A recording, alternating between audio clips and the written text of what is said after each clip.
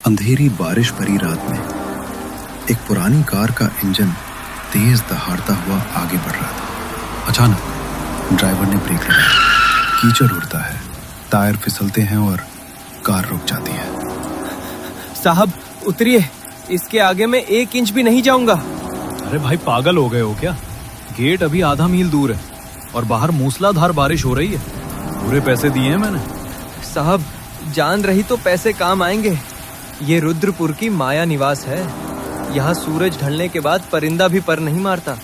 आप भी वापस चलिए मेरे साथ, अभी भी वक्त है। हद है अंधविश्वास की। ठीक है यहीं छोड़ दो। तुम जैसे लोगों की वजह से ही गांव पिछड़े हुए हैं। आर्यन टैक्सी से उतरता है, बारिश से बचने के लिए छाता खोलता है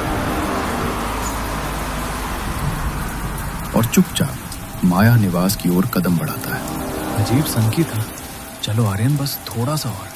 ये रही हवेली। हेलो काका, रामू काका, कोई है? इतनी रात को यहाँ नहीं होना चाहिए था छोटे साहब। अरे यार काका, आपने तो डरा ही दिया मुझे। ये टॉर्च क्यों नहीं जला रखी आपने? और ये गेट खुला क्यों छोड़ रखा है? दरवाजे तो बंद ही थे साहब, पर जब वो बुलाती है तो सिटकानियां अपने आप खुल जाती हैं। फिर वही डरावनी बातें। देखिए मैं सिर्फ 2 दिन के लिए आया हूँ। बस ये कागजात साइन करवाने हैं और इसे बेचना है। चलिए अंदर, मेरा दम घुट रहा है यहाँ बाहर। आर्यन काका के साथ अंदर चला जाता है। बाप रे, कितनी धूल है यहाँ। और ये परफ्यूम की खुशबू कैसी है? चमेली? ये खुशबू आ रही है, मतलब वो आसपास ही है। कौन आसपास है काका? आप सच में बूढ़े हो गए हैं। मैं ऊपर वाले कमरे में जा रहा हूँ, मेरा सामान लेकर आना। तभी ऊपर से कुछ सामान सरकाने की आवाज आती है। ये ऊपर कौन है? आपने कहा था आप अकेले हैं। मैंने कहा था मैं अकेला रहता हूँ। मैंने ये नहीं कहा कि ये हवेली खाली है। पहेलियां बुझाना बंद करिए काका, साफ साफ बताइए, यहाँ आपके साथ कौन है? तभी किसी के फुसफुसाने की आवाज आती है। ये आवाज कहाँ से आ रही है? काका, आप सुन रहे हैं? काका, काका, कहाँ गए आप? अभी तो यहाँ थे। तभी पुरानी लकड़ी की सीढ़ियों के चरमराहट की आवाज आई, जैसे कोई ऊपर से नीचे की तरफ आ रही है। आर्यन ने पीछे देखा तो काका उसके पीछे ही खड़े थे। काका कहाँ चले गए थे? लाइट का स्विच भी नहीं दिख रहा और ये मोमबत्ती भी बुझने वाली है। बिजली तो कब की कट चुकी है साहब। इस घर को उजाला पसंद नहीं। क्या बकवास है। अच्छा छोड़िए, मुझे बस वो पुराने कागजात ढूंढने हैं। वो कौन सा कमरा है जहाँ दादाजी अपनी फाइलें रखते थे? तभी अचानक से वो भारी अलमारी के अपने आप खिसकने की आवाज आती है। अरे ये क्या था? काका आपने धक्का दिया? आपने सरकाया उसे? मैं तो आपके पीछे खड़ा हूँ साहब। अलमारी के पास कोई नहीं है। तभी अचानक हवा का एक तेज झोंका आया और फर्श पर पड़ी एक पुरानी तस्वीर उड़ती हुई आर्यन के पैरों के पास आकर रुक गई। ये तस्वीर, ये तो दादाजी की है, पर उनकी आंखों पर ये खरोंच के निशान कैसे? ऐसा लग रहा है जैसे किसी ने नाखूनों से उनकी आंखें फाड़ दी हो। आर्यन के हाथ कांपने लगे थे।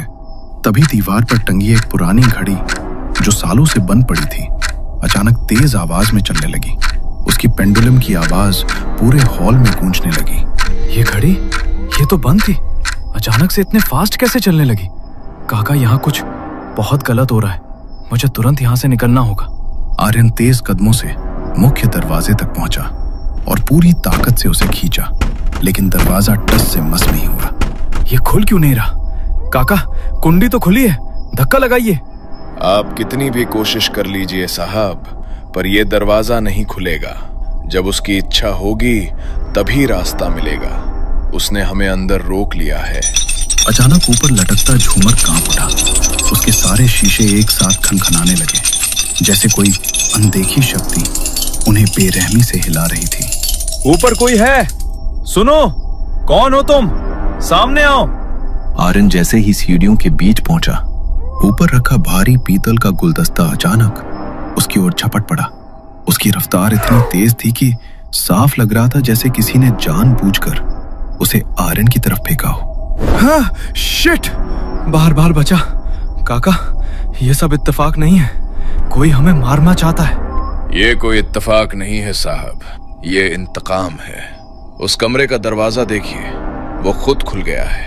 वही कमरा जहां आपके परदादा ने उसे आखिरी बार देखा था। उसके बाद किसी ने उसे फिर कभी नहीं देखा। आप क्या बोल रहे हैं, मुझे कुछ समझ नहीं आ रहा। और ये दरवाजा अपने आप कैसे खुल गया? जवाब का इंतजार किए बिना आर्यन की नजर फर्श पर बिखरे कागजों और पुरानी फाइलों पर चली गई। वो झुककर उन्हें पलटने लगा। ये तो वही फाइलें हैं जो मैं ढूंढ रहा था। काका, आपने तो बताया था कि ये कागजात अलमारी में है, तो ये कमरे के बीचों बीच कैसे आ गईं? आर्यन उस अंधेरे कमरे की ओर खिंचा चला जाता है और तभी पीछे से दरवाजा इतनी जोर से बंद होता है कि पूरी हवेली उस आवाज से हिल जाती है। उस बंद कमरे में घुटन भरा सन्नाटा फैल गया था। आर्यन की सांसें तेज हो गई थीं और लकड़ी पर नाखून मारने जैसी आवाजें आ रही थीं। काका, दरवाजा खोलिए। बाहर से कुंडी किसने लगाई? काका, जवाब दीजिए।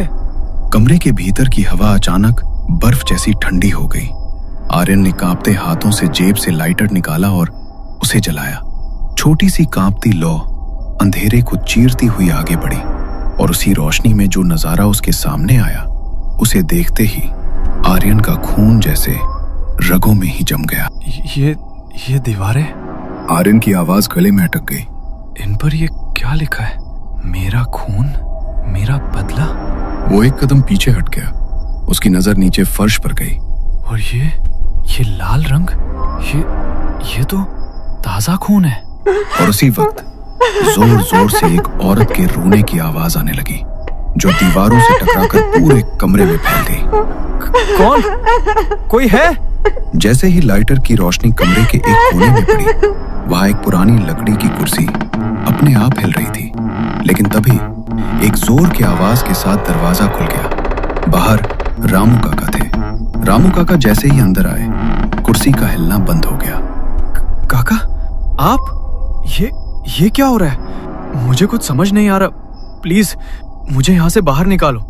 छोटे साहब, देर मत करो, जल्दी निकलो यहाँ से।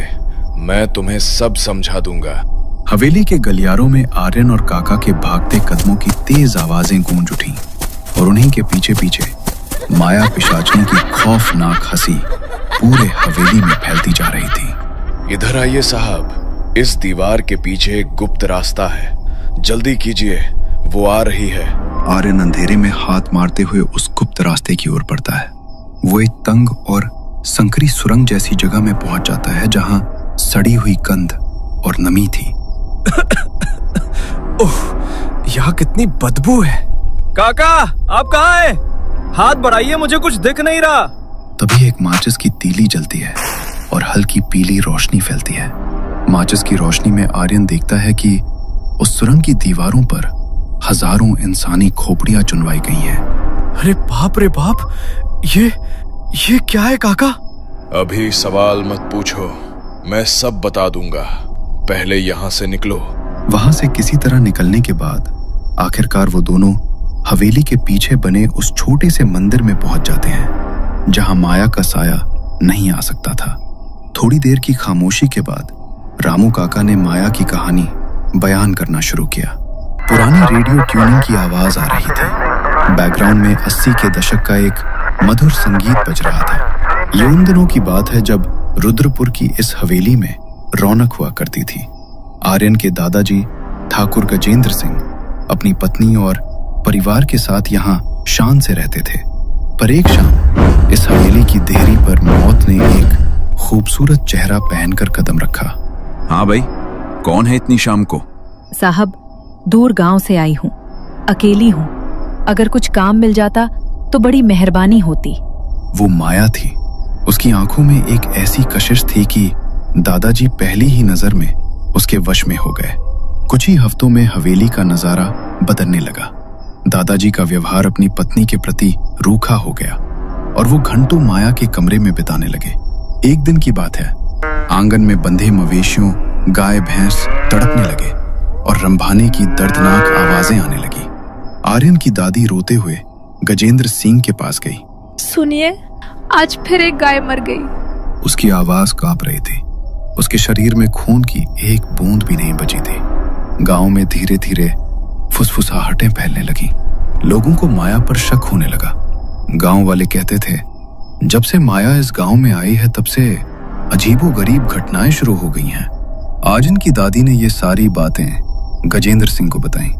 हर एक डर, हर एक शक। लेकिन गजेंद्र सिंह माया के प्रेम जाल में इतने गहरे फंस चुके थे कि उन्हें कुछ भी साफ दिखाई नहीं दे रहा था। सच उनके सामने था, लेकिन उनकी आंखों पर मोह की ऐसी पट्टी बंधी थी जिसे कोई डर, कोई मौत भी हटा नहीं पा रही थी।